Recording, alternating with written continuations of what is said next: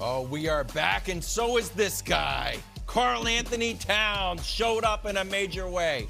33-14, and the first basket of the game, which was a nice little bounce to my account. I told you I believed in you, Cat. Why would I bet it if I didn't? Series now tied at 2. Here was Towns after.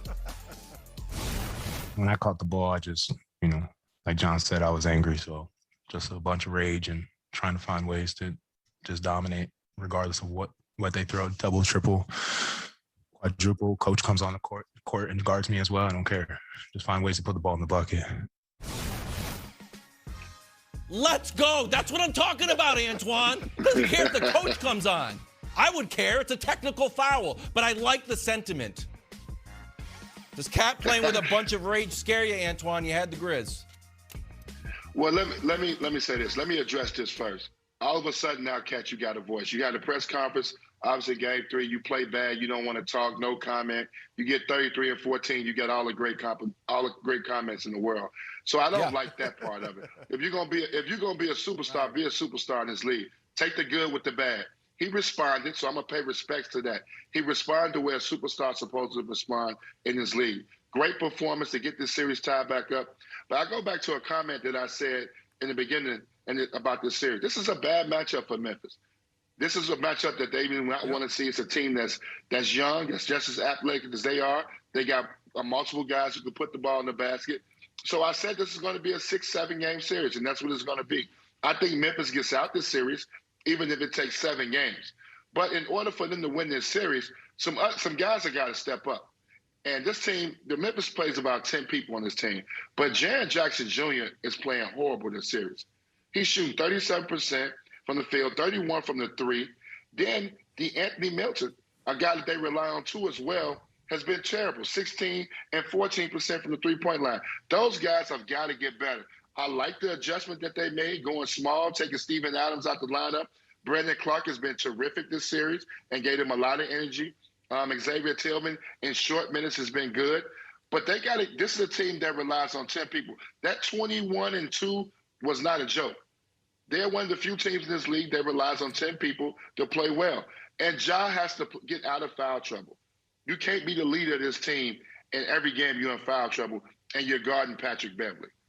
You can't not be in foul trouble and you're guarding Patrick Beverley. No offense to Patrick, but he's not an offensive juggernaut. And he had a great offensive game in game 3. Ooh, but you got to be better. You got to be better defensively and not get in foul trouble. They need you on the floor. But as a collective group, this is a wake-up call for Memphis. This series is going to go 6 or 7 games. I think they're going to get out of it. I still believe that. I got them getting out the Western Conference. And you're not catching anybody by surprise. You got to come ready to play. This is going to be a tough series, but I think they'll get out. Home court advantage will help them tremendously in this series. Twine, if your Grizzlies survive this series, this will be great for them, right? Like, they'll learn from this. And I think they'll be better in the next series if they get through this because they will have gone through, a tough situation together and overcome. But to your point, it's going to be tough. And you mentioned the foul trouble for Ja. That's the key, Wilds, for Karl Anthony Towns. It's not his rage and his anger. Look, I think Karl Anthony Towns is a great player. And he's from the area I live in, New Jersey. I remember him in high school. And even then, the knock on him, though, in high school was that he's soft. So nobody in the NBA is afraid of Karl Anthony Towns.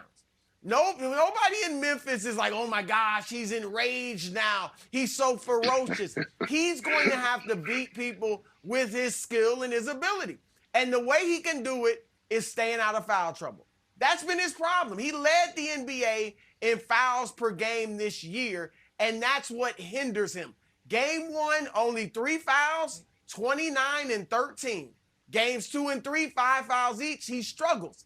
Game 4, only 3 fouls, 33 and 14, Nick. So, look, I'm with Twine in that I think Memphis wins this series in 7 in my pick, but I give Minnesota a legitimate chance in this thing. Oh. Okay, listen, I have mass respect and love for Brew and Antoine, so I hate to do this. But you guys have totally missed the point of this segment. Nobody gives a damn what you two think of this series. They're here for Wilds. On this series, this is the Kevin Wild show. He is. Nobody cares what I think of this series either. That we are here to find out what Wilds we're going to get, Wilds? because he was all in on Ja, then he was all in on the Timberwolves, then he abandoned the Timberwolves, but now they've won. Wilds has managed to be wrong, I think, about every game of the series so far. So now I'm just curious where you're at on it. Okay, here's the full story, and it's a little bit complicated, so bear with me.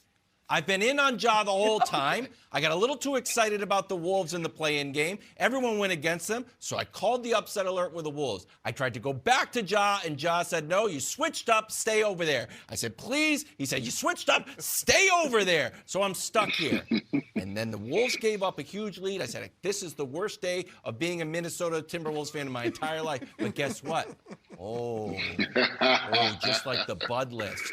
It wasn't an indictment. It was an inspiration. And then Cat showed up in a big way. That's what I wanted. And guess who didn't show up? And he was very honest about it. I still have a lot of love for Ja in my heart here. But Ja said, hey, I'm not being Ja. I don't know if we have that sound. Can we play the sound of Ja saying that he's having trouble with the Wolves defense? Take a listen. I'm not Ja right now. I feel like I've seen y'all tweets. Y'all know what I'm talking about. Yeah, I'm not playing, above the rim.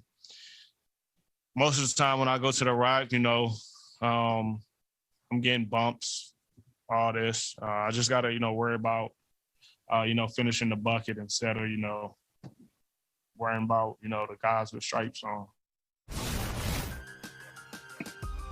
Well, I thought that was very honest and transparent, that he seems to know what the issue is. He's been looking to get other guys involved, but now he has to take over. The question is, Antoine, do you think it's going to happen? Do you expect a monster game out of Ja moving forward? I definitely expect a monster game. He'll play better at home, and usually young guys, especially young stars, do play better at home.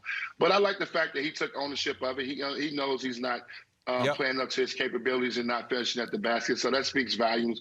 But Ja got to understand, you're a superstar now. You're an all-star now. Whatever happened in the regular season, you're not going to do in the postseason. Teams are geared up. They got scouting reports. They're going to get better. They know your strengths and weaknesses. So those are things that he's got to learn as he continues to grow throughout these playoffs, that you're not going to get the same things that you were getting during the regular season. And that's got to come from coaching. The coaching staff has got to let him know that and let him figure out that, hey, it's going to be different. It's going to be tougher. So you got to get tougher. And I like the fact he says he's going to get the referees out of his mind and just go finish. He's too good of a player not to be able to do that.